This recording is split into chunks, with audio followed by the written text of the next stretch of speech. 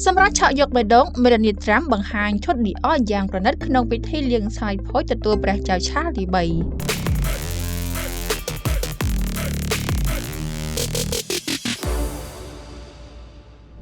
ពិធីលាងសាយភោជផ្លូវរដ្ឋនៅសេតវិមានកាលពីយប់ថ្ងៃអង្គារកន្លងទៅនេះបានក្លាយជាវេទិកាម៉ូដសម្លៀកបំពាក់ដ៏អស្ចារ្យមួយនៅពេលដែលលោកស្រី Melania Trump និងអ្នកនាង Ivanka Trump បង្ហាញខ្លួនក្នុងឈុតសម្លៀកបំពាក់យ៉ាងវិចិត្រដើម្បីទទួលស្វាគមន៍ព្រះចៅអធិរាជឆាលទី3និងម្ចាស់ក្សត្រី Camilla ក្នុងដំណើរទស្សនកិច្ចជាប្រវត្តិសាស្ត្រមកកាន់សហរដ្ឋអាមេរិកលោកស្រី Melania Trump វ័យ56 ឆ្នាំបានធ្វើឲ្យភ្នែកគ្រប់គ្នាផ្ដោតមកលើលោកស្រីតាមរយៈរ៉ូបសូត្រពណ៌ផ្កាឈូកស្រាលគ្មានដៃពីម៉ាកល្បី Christian Dior Haute Couture អមដោយស្រោមដៃពណ៌សនិងស្បែកជើងសូត្រលោកស្រីបានដើរទន្ទឹមនឹងស្វាមីគឺលោកប្រធានាធិបតី Donald Trump ដែលមើលទៅយ៉ាងសមសួនក្នុងឈុត Tuxedo ពណ៌ខ្មៅបែបបុរាណមិនចាញ់ម្ដាយចុងឡើយអ្នកនាង Ivanka Trump ក៏បានបង្អួតសម្រស់ក្នុងរ៉ូបពណ៌ខៀវស្រាលយ៉ាងស្រស់ស្រទន់ដែលមានប៉ាក់គ្រីស្តាល់ភ្លឺផ្លេកនិងកន្ទុយរ៉ូបអូសដែកយ៉ាងវែងមើលទៅដូចជាទេពអប្សរក្នុងរឿងព្រេងនិទានមុនឈានដល់ពិធីជប់លៀងពេលយប់លោកស្រី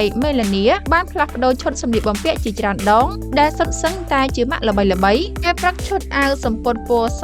Marc Ralph Lauren ជាមួយនឹងចំបើង Boster យ៉ាងប្លែកភ្នែកហើយទទួលស្វាគមន៍ឈុតសំពត់ពណ៌លឿងពីអ្នកច្នៃម៉ូដ Adam Lippes នៅពេលដែលលោកស្រីនិងលោកប្រធានាធិបតីចាប់ដៃទទួលស្វាគមន៍ព្រះចៅ Charles និងម្ចាស់ក្សត្រី Camilla នៅលើទឹកដីសេតវិមានក្រៅពីសម្រស់សម្លៀកបំពាក់បញ្ជីមុខម្ហូបក៏ជារឿងដែលគួរឲ្យចាប់អារម្មណ៍ផងដែរលោក Darren McCrody អតីតមេចុងភៅរាជវង្សអង់គ្លេសបានទម្លាយថាព្រះចៅឆាលគឺជាអ្នកដែលនិយមសោយផលិតផលស្រស់ៗតាមរដូវកាលដូចជាទំពាំងបារាំងនិងសណ្តែកភៀសជាដើមនេះគឺជាដំណើរទស្សនកិច្ចជាលើកដំបូងរបស់ព្រះចៅឆាលមកកាន់សហរដ្ឋអាមេរិកក្នុងនាមជាព្រះមហាក្សត្រចាប់តាំងពីម្ចាស់ក្សត្រី Elizabeth ទី2បានសោយទីវង្គតកាលពីឆ្នាំ 2022ព្រះអង្គទាំងទ្វេនឹងបន្តគង់នៅសហរដ្ឋអាមេរិករហូតដល់ថ្ងៃប្រហ័សសប្តាហ៍នេះតាមរយៈការរៀបចំយ៉ាងហ្មត់ចត់ចាប់តាំងពីបញ្ជីអាហាររហូតដល់ការជ្រើសរើសម៉ូដសម្លៀកបំពាក់លោកស្រី Melania Trump បានបង្ហាញឲ្យឃើញនៅអំណាចនៃម៉ូដសម្លៀកបំពាក់ដែលជាផ្នែកមួយដ៏សំខាន់ក្នុងការរឹតចំណងមិត្តភាព